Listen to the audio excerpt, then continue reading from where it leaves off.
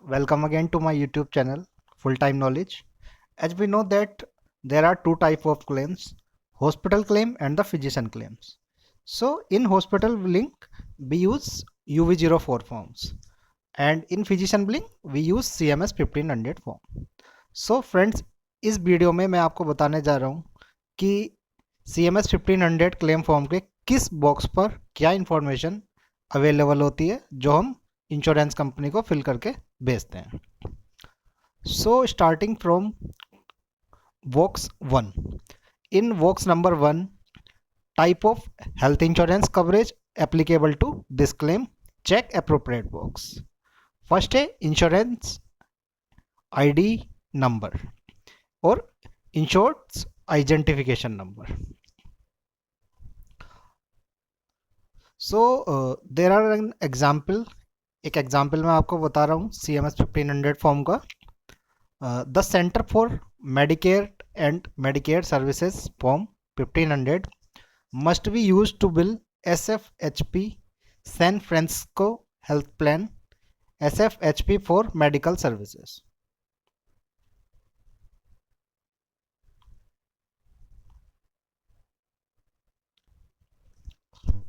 This form is used by physician and allied health professionals to submit claims for medical services.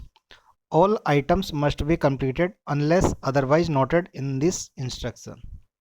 A CMS 1500 with filled descriptions and instructions is included in the link below. So friends, इस type का member ID card होता है जिस पर insurance की जो ID number है वो अवेलेबल होती है. जब हम इंश्योरेंस कंपनी को कॉल करते हैं तो उस टाइम पर हमें मेंबर आईडी इंश्योरेंस कंपनी को बतानी पड़ती है to get any information on over the call. So जो मेंबर आईडी अवेलेबल होगी that will be on first a insured SFHP ID number. Enter the member's 11-digit SFHP number as it appears on the ID card. Do not use the SSN or CIN number when billing services. So her insurance की अपनी एक different member ID होती है. Like BCBS की अपनी अलग ID होती है, एटना की अलग होती है, सिग्ना की आईडी अलग होती है जो जनरली यू से स्टार्ट होती है. एटना की ID most of the time W से स्टार्ट होगी.